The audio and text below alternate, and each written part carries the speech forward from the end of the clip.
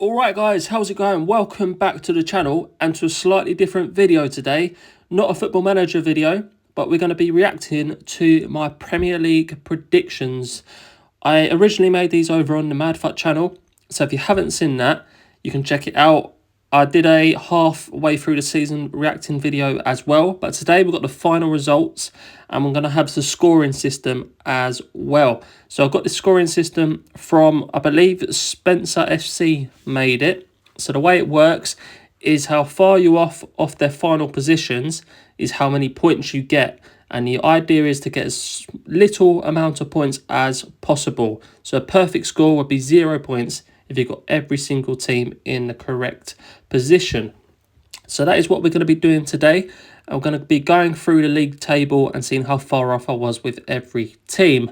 Now, if you want to see this for next season, let me know down in the comments and I'll do another prediction for next season. But let's start off down the very bottom. So I put Wolves in 20th place. Of course, they sacked O'Neill at the very start of the season, just a few days before the season kicked off, I believe. And it wasn't looking good for Wolves at the start of the season. So I went for it. There's usually a team that you don't expect in there. And I put Wolves in relegation in 20th place. Obviously, we was far off and they finished in 14th. So it's one of my worst predictions this year, Wolves being bottom of the league. Next up in 19th, I had Luton. They were predicted 20th, but I thought they'd do better, get 19th. Obviously, everyone wanted them to stay up and complete the miracle. They ended up finishing in 18th, so they've done better than I thought, but they did ultimately get relegated. So 1 point there. Sheffield United in 18th, of course. They finished rock bottom, had a terrible season, so that's another 2 points for us. And now our first perfect prediction.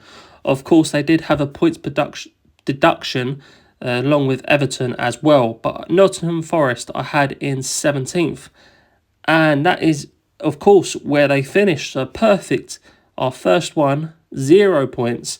Lovely to see our first spot on prediction. Next up I had Bournemouth in 16th place. Of course, they got rid of O'Neill.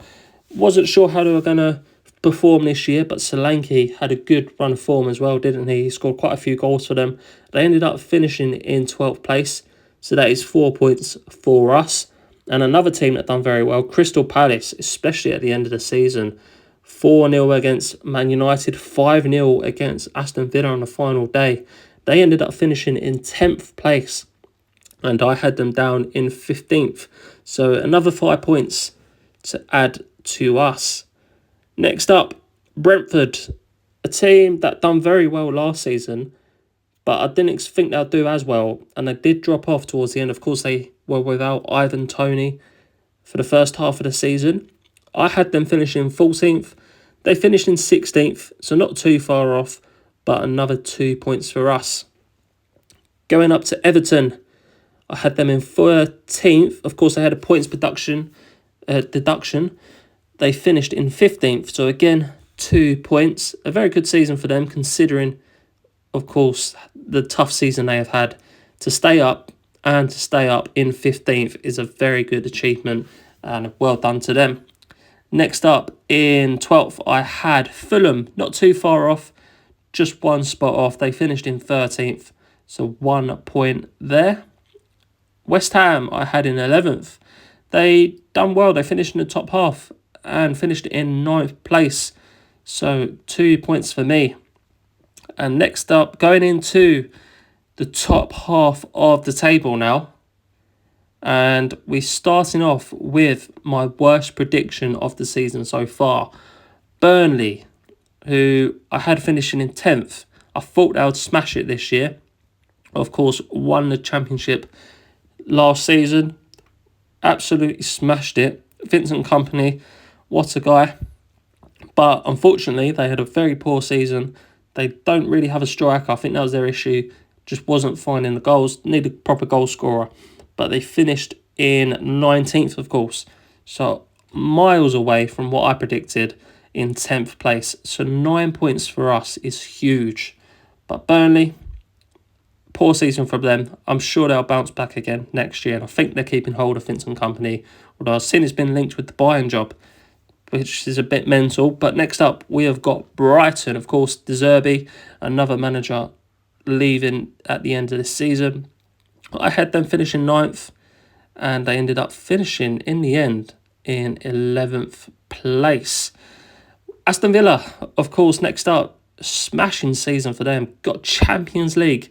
I thought they would struggle a bit, along with Brighton and Newcastle being in European football for the first time in a long time. So Aston Villa I had in 8th, and they ultimately finished in Champions League, of course, as we know, and got to the semi-finals of the Conference League. So 4 points for us, which isn't the end of the world. A very good season of Aston Villa. And now we're getting to the top of the table, and things are starting to change. I've only got one correct prediction so far, but we get our second. Newcastle, I had them in 7th, and they finished in 7th. A lot of people were tipping them to finish in Champions League. Of course, they managed it last year, but 7th is where I had them. 7th is where they finished. Chelsea, another spot-on prediction.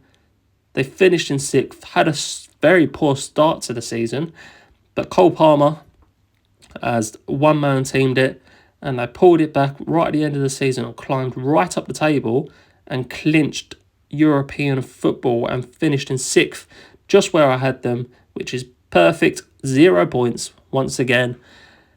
Tottenham, we make it 3 in a row. They finished 5th in the end, missed out on the Champions League spots, of course, to Aston Villa, but 5th place is where we had them. And that is our 3rd in a row perfect score. Next up, top 4. We're into the top 4 now. And of course, Aston Villa finished in 4th. I had Arsenal. They had a very good season last year, of course, finishing 2nd.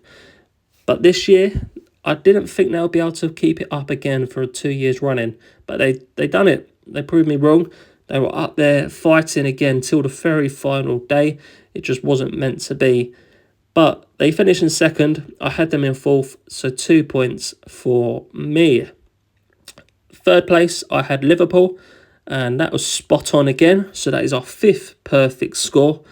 Liverpool finished 3rd, quite far off of Arsenal, quite far off of Villa, comfortably in 3rd. Next season, let's see how they'll be without Jurgen Klopp, of course. Brand new manager coming in. We wonder how he will get on. Next up, another very poor prediction, my 2nd worst one, along with Wolves. I had Manchester United. I thought they were going to turn things around and have a very good year this year, but obviously not. Lots more trouble on and off the pitch. Things aren't working out at Manchester United. Of course, right in the centre of the media, always getting targeted. But Manchester United, I thought they'd do well this year. I thought they would come 2nd, but unfortunately, wasn't meant to be. They're finishing 8th. They do have a chance of getting European football if they beat City in the FA Cup final. But if we're being realistic, it looks like Newcastle are safe and going to get that Europa League conference spot. And finally, of course, a very easy one to predict, Manchester City, top of the league. And of course, that is our final and 6th perfect prediction. So that is the end of this video, guys.